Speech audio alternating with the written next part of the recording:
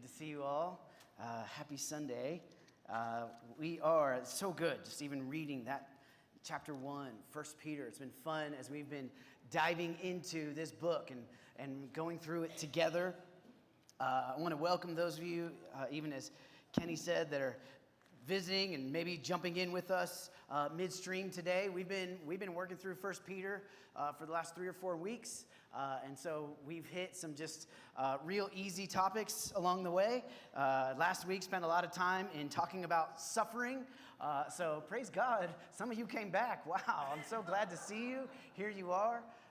Peter talking so much about our identity as those who have said yes to Jesus and joining into a bigger story of who we are as believers in the story of God and as sons and daughters, and our identity as the people of God and a royal priesthood and what that meant and what it looked like specifically. This is by way of review, but for those just jumping in today, he's writing to a people that have been exiled from their homes and find themselves somewhere where they do not call home, on the outside of culture and oppressed in many ways, and pushed down, and even specifically for their faith, they are on the outside looking in. And he's writing to them saying, how do we live? And what we talked a lot about is live such beautiful lives that you reflect Jesus and bring him glory. And that's really the story. And we haven't really talked a lot about the author, Peter, and his story in this. But I've told you, I've said this before, but like how I love John, and I love John's writings. I love everything about the way John writes. I could tell John was an artist. I could tell John felt a lot. John really understood the love of God. I love John. And I find myself to be a Peter, just kind of saying dumb things sometimes and getting out ahead of myself, kind of living life, out ahead of your skis. That's kind of how Peter lived. And as we look at, though, Peter writing this story, this letter to these people, it's pretty amazing to look at over his story arc of who he was. Obviously, we know him. He's this fisherman called by Jesus to be a disciple. And we see early on that Peter is kind of known for his impulsiveness and his zeal. Peter's the kind of guy that you want with you in a fight, he's down. He's down to clown, and so Peter's just that guy. And we see in him, it's likely that Peter, along with the other disciples, many of the early followers of Jesus, it's likely that they probably expected the Messiah to come and be a king in the line of David who would come and lead a revolt against the oppressors that is Rome and kind of raise Israel back up to the kingdom where it was supposed to be. And this was kind of Peter's, he probably had that worldview, and he's meeting Jesus, and he kind of, that worldview kind of rubs up against the way Jesus lived at times. And so even so much that when Jesus was like saying, hey, guys, here's how this thing's going to play out. I'm about to suffer and die. Peter's like, no, not you, not my Messiah. That's not going to happen. And if you remember that moment, Jesus looks at him and very kindly, I'm sure, says, get behind me, Satan. I don't think that's necessarily something I would enjoy Jesus saying to me. But he looks at Peter and he says that. And then Peter, in the moment of the garden when Jesus gets arrested, again, down to clown, pulls out his sword, cuts off an ear. Nobody tells us it's Peter except for my boy John. John lets us know it was Pete who did that. And he cuts off the ear. And Jesus is like, Peter, you just don't get it. But Peter was this wild guy. And he was living in a way that's like, man, let's go. Let's be radical. Let's be all in. And Jesus, you're the Messiah. And we're going for this. And I'm cutting off ears. And I'm rebuking the Messiah and all this stuff. And then something happens in Peter's journey where he sees his Messiah die, and he sees his rabbi go to a cross and live out the very thing that he said, that can't happen, that won't happen. And he sees himself not live up to his own expectations, where he's like, Jesus, even if all else fall away, I'm your boy. I'm your huckleberry. Jesus, I'm in. No matter what, I'm in. And then, not long later, he finds himself denying that he even knows him. And he's like, oh. And it's just kind of this humbling, maybe even humiliating moment in Peter's life. And then we know the moment in John 20 when Jesus reestablishes Peter. And he looks at Peter, this disciple who is so passionate and so and sometimes his passion isn't necessarily directed in the right way. And it led to, in a moment of like just intensity where Peter didn't live up to the expectation he had for himself. And now he's just covered in shame and he's covered in, I'm not good enough. And I'm going back to fishing. I'm going back to the thing I know. And Jesus looks at Peter and he says, hey, I want to remind you, you love me. Peter, do you love me? You know I love you. You do love me. Makes him say it 3 times. Jesus, you know I love you. Jesus, you know I love you. And it's just this progression of Peter's life to where now we have Peter, the author of this letter, and he's writing to these people who are being oppressed, who are on the outside. He is writing to those who are unjustly slaves, oppressed by their masters. He's writing to wives who are being oppressed by their husbands. He's writing to those who living in a nation where Nero is burning down Rome because he wants a bigger house and he's blaming it on them. I mean, like they are oppressed in every way. And he looks at him, and this guy that was ready to cut off ears, this guy that was ready to go whenever, his response in this moment is, hey, I've learned a new way. I've seen Jesus. He doesn't do it the way we think it ought to be done. And so I implore you, live beautifully in such a way that you subtly and subversively impact and tear down the systems of oppression. Live in such a way that your life is so beautiful that the things that are set up to hold people down and push people down, you live different. And when you are in hard times, you have a countenance that is different. Live differently. It's just a beautiful transformation of this guy, Peter, that we know. And I've made fun of him a lot in my life. I'm sure there's a day where I'll meet him and I'll apologize for a lot of things I've said. But the end of his story is so beautiful at the way the Lord led him, and he changed and he grew. And maybe even that today could just be hope for some of us.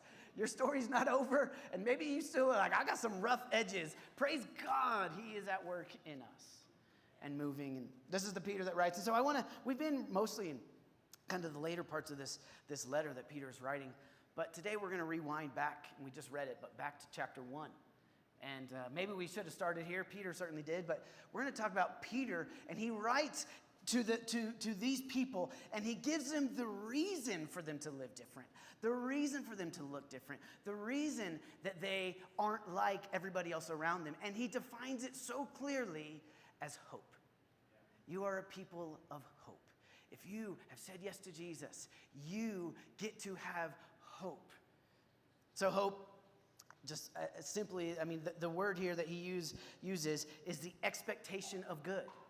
This expectation, hope is not just like, it's not like, sometimes we use hope in almost like a replacement for wish. Like, oh, I hope that happens. And really we're just saying like, I wish that happens. But biblically what Peter's writing about, this word he uses, it's the expectation of future good.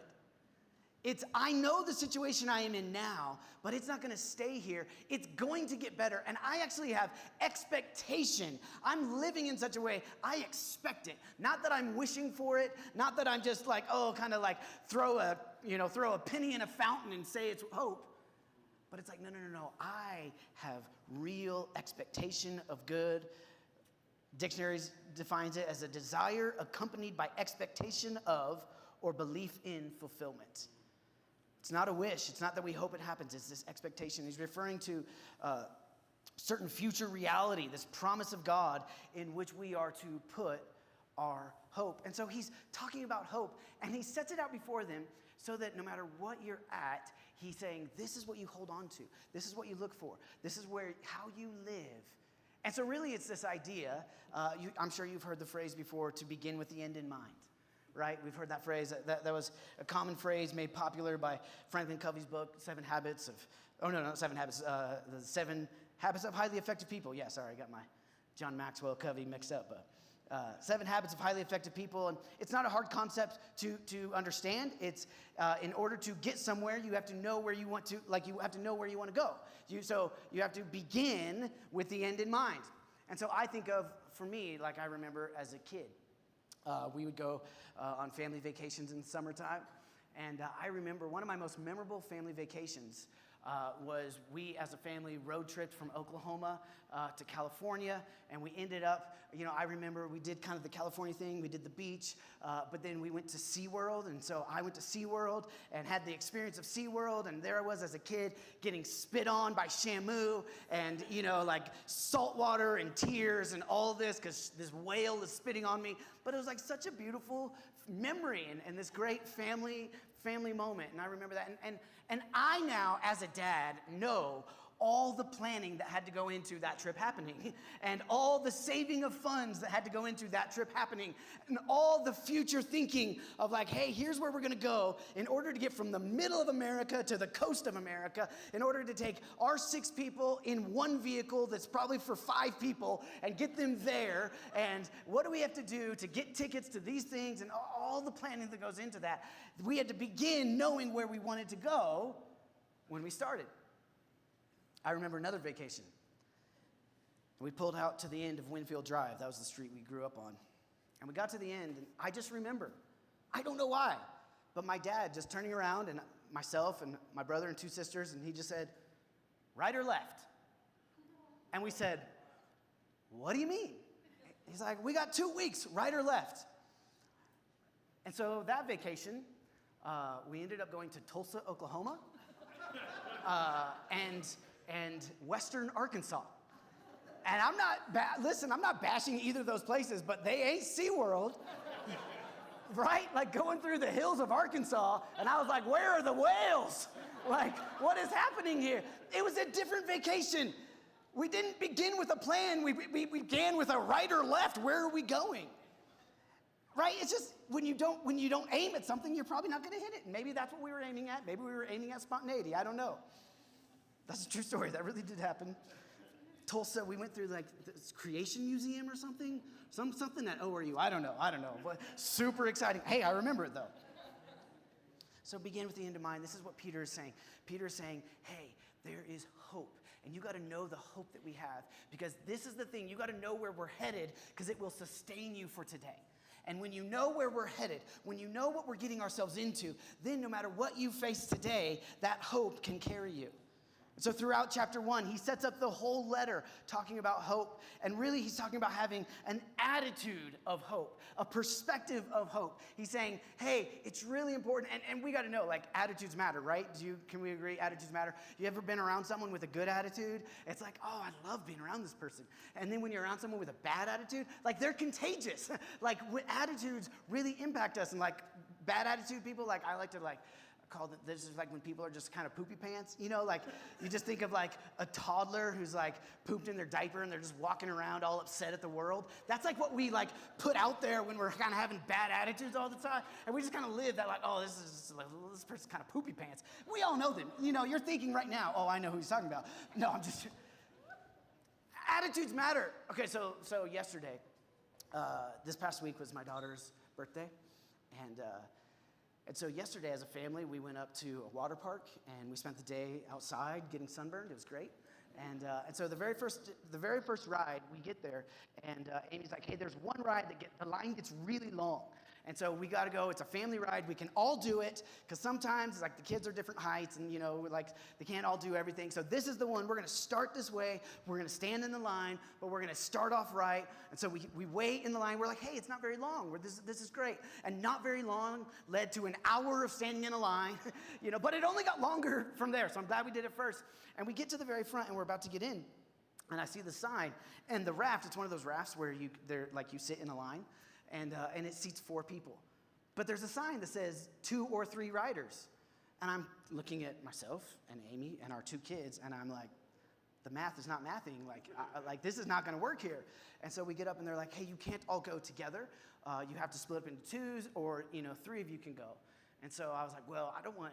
So they had this other line where like people that didn't have a group, they could just kind of cut the line to get in and fill up the raft.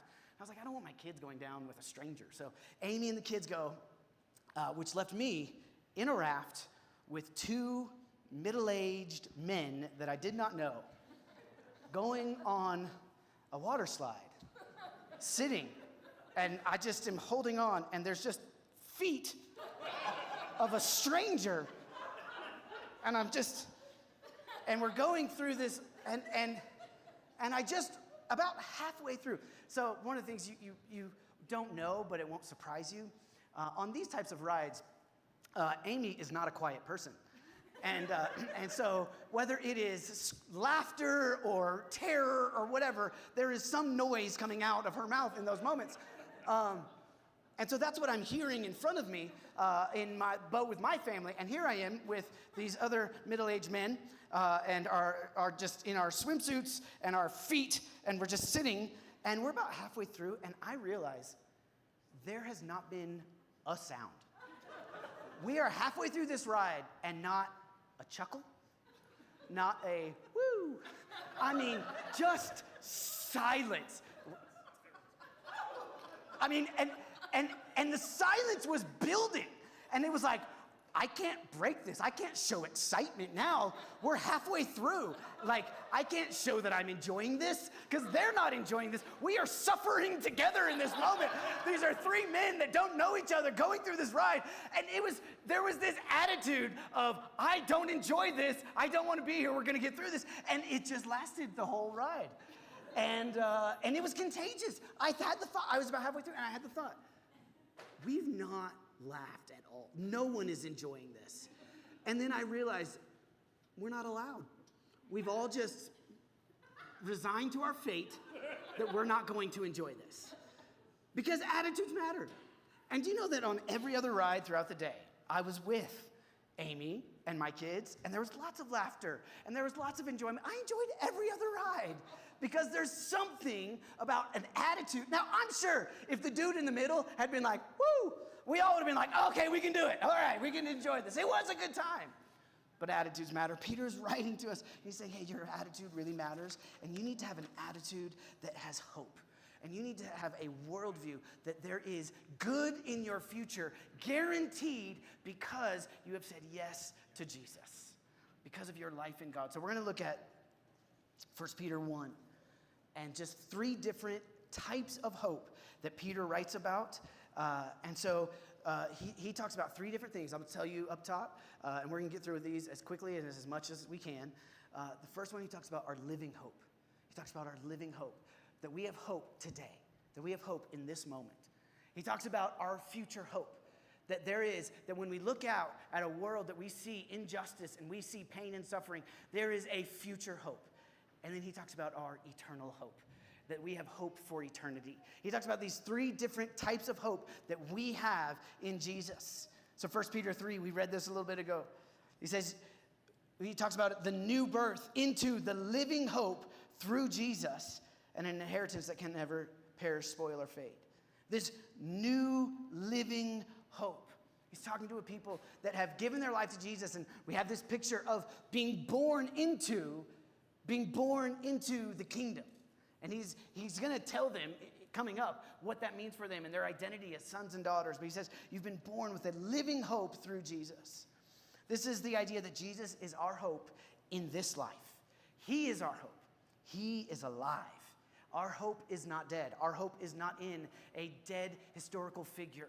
Our hope is in a living being today, seated, enthroned, that he is active and acting. And because of what he did and what he is doing and what he will do, we have hope no matter what circumstance we find ourselves in.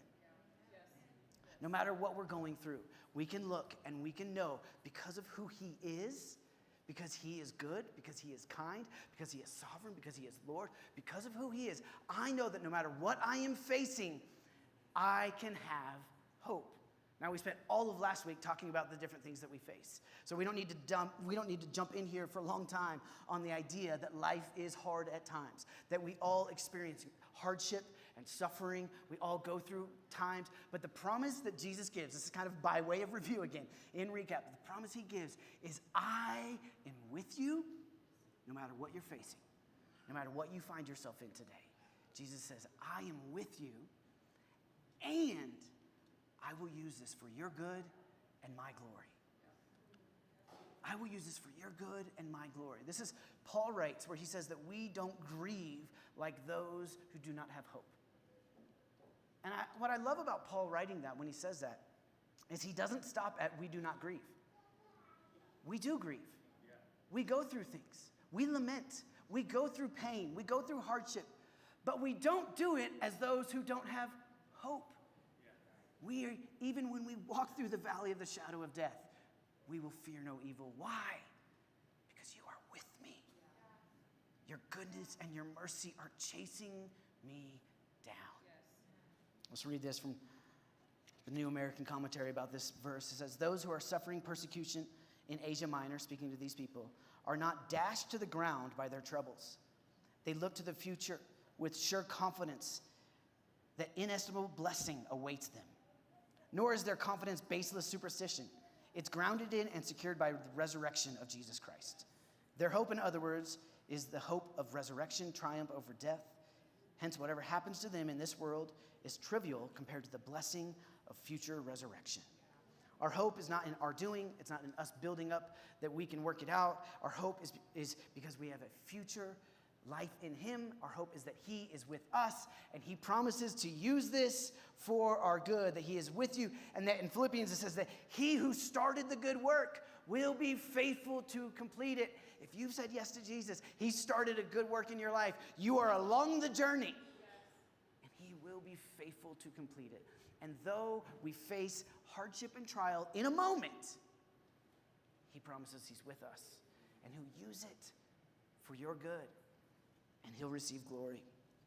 At the end, 1 Peter 5:10, and the God of all grace, who called you to his eternal glory in Christ, after you have suffered a little while, will himself restore you and make you strong, firm, and steadfast.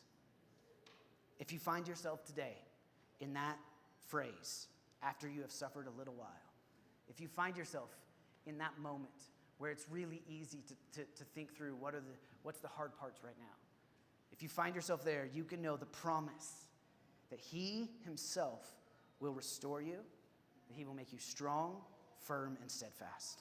No matter what we're facing, God is at work. And some of this bumps up to, and it really makes us question our belief. Is he good? And so we got to wrestle with that. But if we believe that he is good, if you are one that says, no, I know my God is good, he is for me, who dare be against me when I find myself in? He's good enough to redeem this. He is the great Redeemer. And he can take this and he can use it for our good. Therefore, we can have hope today. We can have hope in whatever we face today. We have that hope. And we trust him. Even though we don't always understand it, even though we can't figure out the way forward, we trust him. Proverbs 3:5-6. Trust in the Lord with all your heart. Do not lean on your own understanding. I have a hard time with that one. I like to understand it. I like to lean on my own. I got to understand, why am I going through what I'm going through? Help me understand this. Help me figure this out. Trust in the Lord with all your heart. Do not lean on your own understanding. In all your ways, acknowledge him. That word acknowledge there in Hebrew is the word yadah. In all your ways, know him. Yadah is to know. In all your ways, in everything you find yourself in every way you go, know God, look to him. And if you're following him, if you know him, the promise is that he will direct your steps. He will direct your path. It doesn't promise that your path along the mountain is going to be smooth. It doesn't promise that there's not going to be ups and downs. It doesn't promise that you're not going to be out of breath. He just promises to direct your steps. When we know him, it's the invitation to know him and be with him. And everything we can stay close to him, to be with him, and he promises to be with you. He is alive. He is active. Again, our hope is not in a dead and passive figure. Our hope is in a living, acting King of Kings and Lord of Lords. 1 Peter 1:13. And set your hope on the grace to be brought to you when Christ is revealed at his coming. This is about our future hope. This is about looking forward, setting our hope on the grace to be brought to you when Christ is revealed at his future coming. There is an old song that by David Crowder, if you remember, that was the song "Here's Our King." I'm fairly certain, I think Amy and I had this in our wedding, but maybe not. It's a blur. Anyways, this song, Here's Our King. And there's this one stanza in the song where it says, here's our King, here's our love, here's our God who's come to bring us back to him. And I remember when that moment hit me when I'm singing that song, and I'm thinking, what does that look like? That moment where what Peter is writing about here, to set your hope on the grace to be brought to you when Christ is revealed at his coming. Like, what is that moment when those who are on earth at that time see Jesus splitting the sky and coming back? And it's like, oh, like just put yourself in that place. And it's this like, oh, it's kind of that Eminem Santa Claus moment. Oh, you really are real. Like, oh, like this is like, look, it's happening. There's this moment that Peter's writing about that our hope is not only for just today, but our hope is in a coming king. And that he will come back again one day to make all things right. And this is really about justice. This is about, because when we look out at the world, we see injustice, we see brokenness, we see things that are not the way they ought be.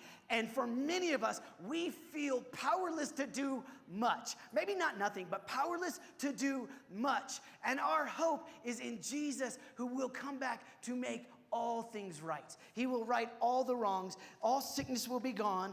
All death will be no more. There's this point where we look out and we see Jesus coming and we look to him and we have this excitement and this joy as we see him coming, and all fear dispelled and all pain ceases, because Jesus comes to rule and reign in such a way that every tear is dried up.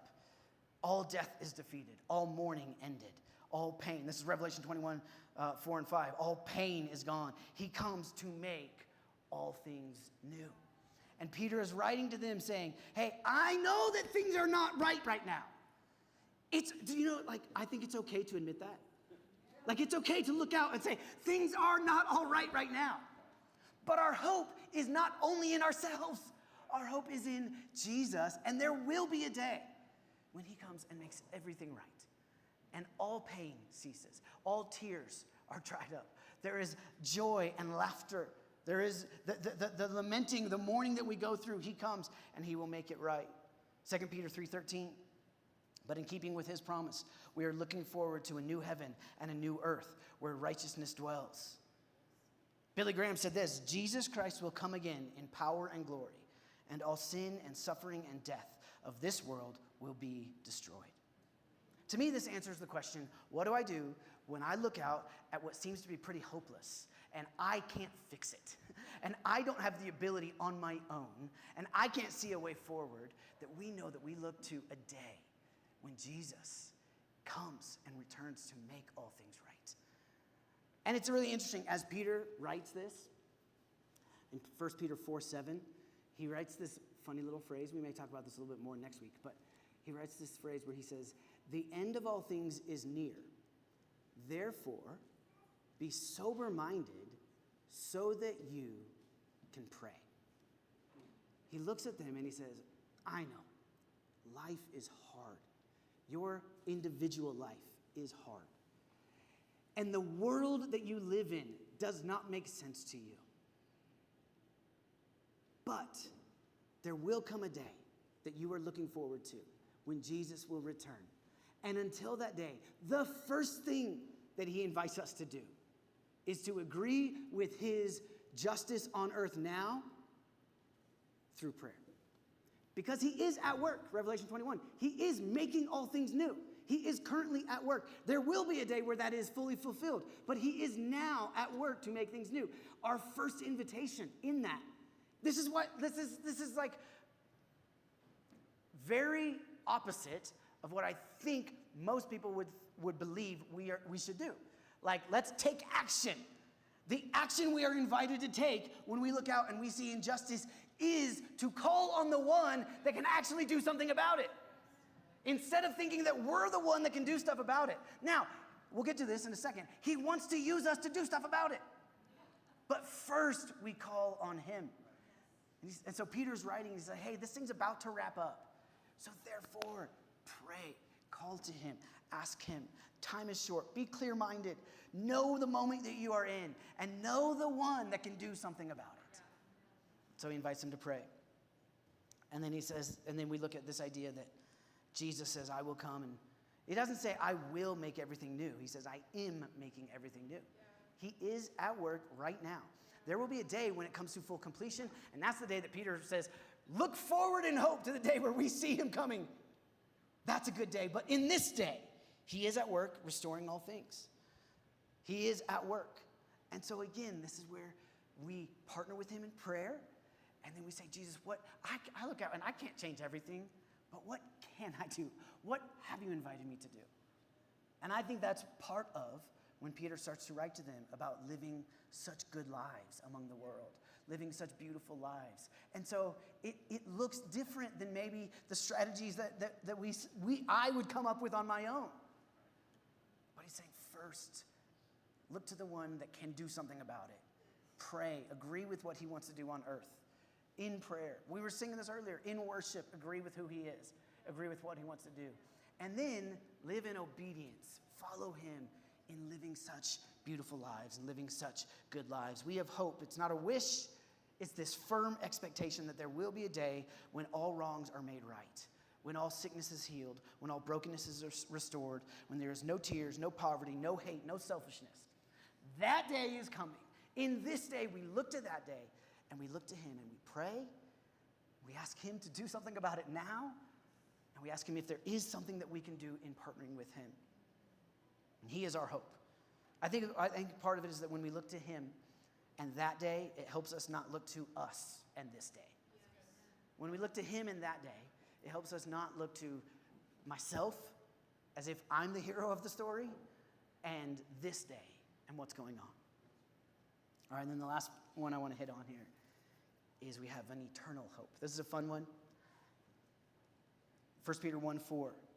And you have been brought into an inheritance that can never perish, spoil, or fade. This inheritance is kept in heaven for you. He's saying that this is imperishable. It won't go away. It doesn't spoil. He's using Old Testament language again, and we see Peter doing this a lot in this book, where he uses this language to these new believers in order to connect them to the Old Testament story. And he's saying, hey, this is all our story now. And so he's using the same language that would have been used in the Old Testament that we know of as the Old Testament of the inheritance. And for the people of Israel, it was the promise of the promised land.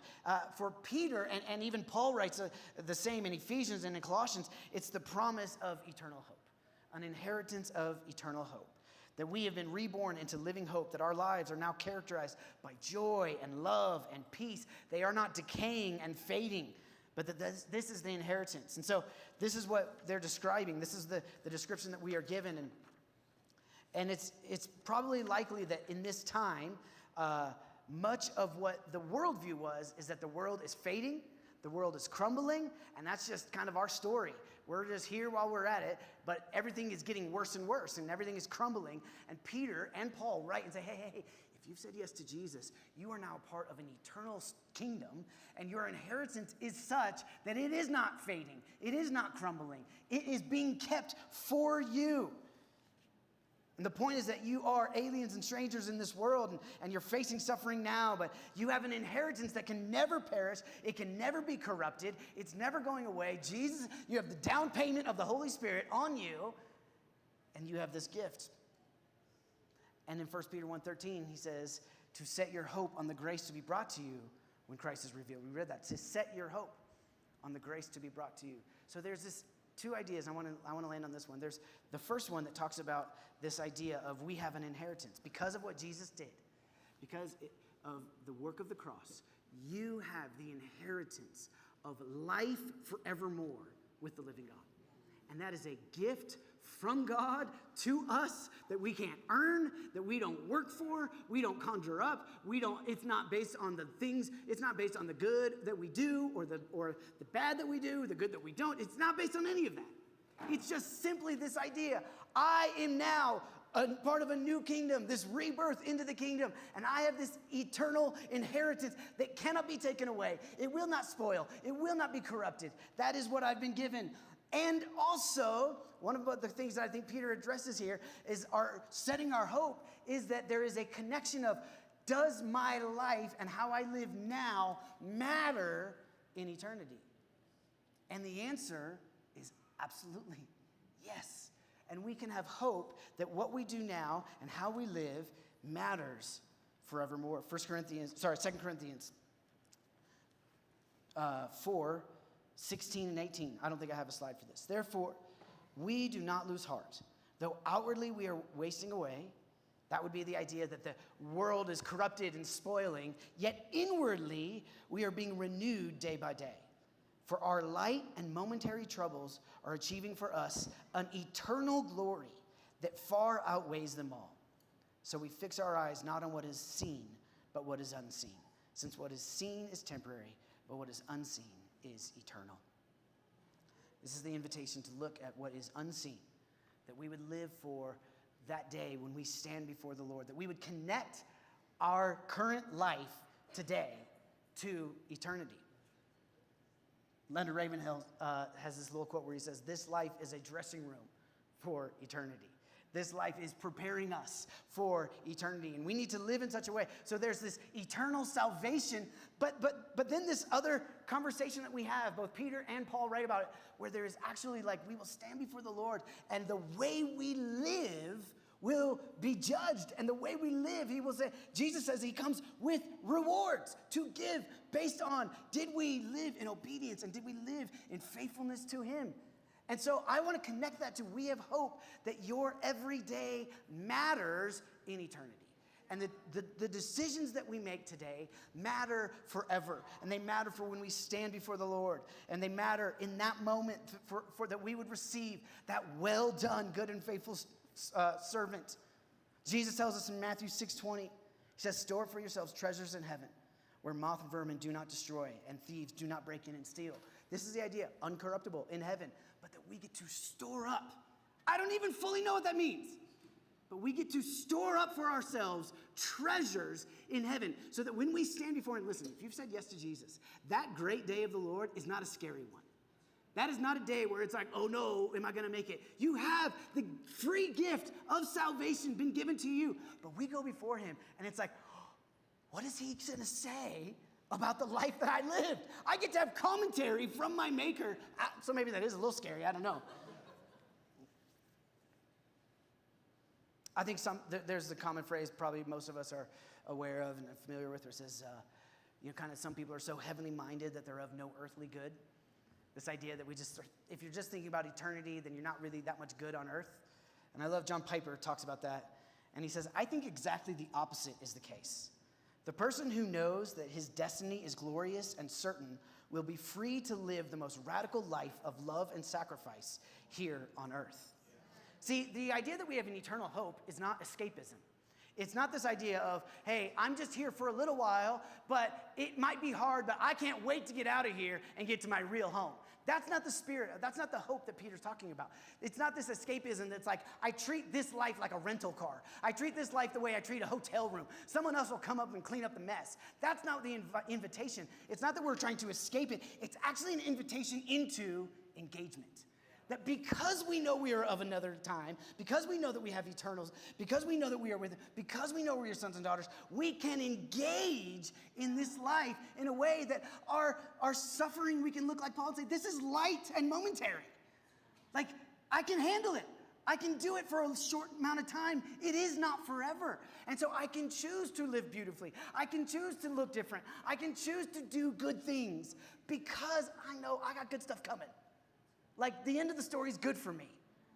It's not this escapism. It's an engagement to faithfully and obediently live as citizens of heaven, which means he is our king now, which means we ought live like we are in his kingdom now, so that even when it's hard, we're like, I'm not living to make it easy here. But one day, I got blessing coming. I got good things coming. I got an inheritance coming. There are joys forevermore. And so I'm going to store up into heaven. So I just want to read a bunch of verses here. Peter talks about that we will stand before the Lord one day, both the righteous and the unrighteous, in 1 Peter 4:5, 2 Corinthians 5:9 and 10. So whether we are home or away, we can make it our aim to please him. For we must all appear before the judgment seat of Christ, so that each one may receive what is due for what he has done in the body, whether good or evil. In Revelation 22:12, says, Jesus speaking, says, look, I'm coming soon, and my reward is coming with me. And I will give to each person according to what they have done. Huh. This is not a matter of salvation. This is not a matter of earning salvation. This is a matter of stewardship. This is not a matter of like somehow working the religious button into, am I pleasing God? No, no, no. You're in. You're a son. You're a daughter. Peter makes that abundantly clear. But he also says how you live matters. And are we stewarding the life that we've been given well to reflect the King, to reflect the kingdom we're a part of? And are we living in such a way to bring him glory? Is that the way we are? 1 Corinthians 9:25, everyone who competes in the games goes into strict training. They do it to get a crown that will not last, but we do it to get a crown that will last forever. 1 Peter 5:4, and when the chief shepherd, that's Jesus, appears, he will receive the crown of glory that will never fade. This is this idea that throughout the New Testament, we're wrapping up here, talks about these crowns that we will receive, these rewards that we will get. What does that look like? I don't fully know. But I love the picture, the imagery that we have in Revelation of the elders who have crowns, and their response is to see God and lay those crowns down. Because it's like, all my doing, everything, nothing compared to you, King Eternal. And so it's not like we're trying to earn his approval. It's not, but he knows what motivates us, and we are motivated by getting nice things. And he's like, I got inheritance for you. I got good gifts for you. And I think there'll be a day where he's like, I want to give you all these things. And we're like, yes. And then we look at him and we're like, take them back, Lord. Because to you be all glory and you be all honor. And it's this eternal, like we're giving, no, you, no me, no you. And it's just loving, like he wants to shower his children with blessing and inheritance. And we're saying, but you're the one that's worthy. But you're the one who's good. I want to live Matthew 6 idea of living for his eyes, where Jesus talks about giving in secret, and your Father who sees what is done in secret will reward you. This idea that we live in such a way that you're not living for the eyes of people, that they'd say, hey, Zach, you're a good guy. Hey, like you did a good thing. Max, way to go. You did a good thing. That's not what we're living for. We want to live so one day Jesus will say, I saw that. When you chose to go low, when you chose to be humble, when you chose to serve, when you chose to love, when you chose to bless and not curse, I saw it. And we're like, you did? No, I did. We want that conversation, the conversation where he gets to say, well done. Matthew 25, 14 through 30 is the parable. When the end result is Jesus looking at some of his servants, and to some, he will say, well done, good and faithful servant. That's what we're looking for. We're looking for that well done in this life. We have hope that in eternity, you will get the well done. And that's what he says to us. It's not about that we're trying to earn his favor. We have his favor. We're not trying to earn his love. You have his love. We're not trying to earn anything. But we are promised that when we live in this life for eternity, he's going to reward it. And I think some of those rewards we get here, and some of them we may not get until eternity. And we live with that view in mind, that I'm doing this for him for eternity, that he would look with a, well done, good and faithful servant. Faithful, you did what I asked. Servant, you were obedient to the things I asked you to do. That's how we want to live. As Christ followers in 2024, we want to live where we're faithful to what Jesus has asked us to do. That's what we give an account for. Did I do what he asked me to do? Am I living? We're not trying to impress him. We're trying to love him with our, if you love me, you will obey me. Again, John Piper in Desiring God says, there will be degrees of reward in heaven corresponding to the degrees of obedience on earth. A.W. Tozer, Pursuit of God. We will be rewarded according to our faithfulness, not our accomplishments. Not that we accomplished good things, not that people say, oh, wow, you were really influential, or oh, wow, you did a lot of, what he's looking for is faithfulness. Were we faithful to who he is and what he's invited us to do? Did we say yes to him? And that's the thing he's looking for. He's looking for a heart posture of those that would say, Jesus, I want to do what you've asked me to do. Whether I get accolades on earth or not, that's not what I'm in it for. Whether I see impact, I trust you're the one that will bring about good. And so even when I don't feel like it really did much good, my hope is in you. My trust is in you. 1 Peter 1, I'm going to end here. 1 Peter 1, 6 and 8. In all this, Alicia, if you guys want to come up. In all this, you greatly rejoice. Though for now, for a little while, you may have had to suffer grief in all kinds of trial. These have come that the proven genuineness of your faith, of greater worth than gold, which perishes even though refined by fire, may result in praise, glory, and honor when Christ is revealed. Though you have not seen him, you love him. And even though you do not see him now, you believe in him, and you are filled with inexpressible and glorious joy.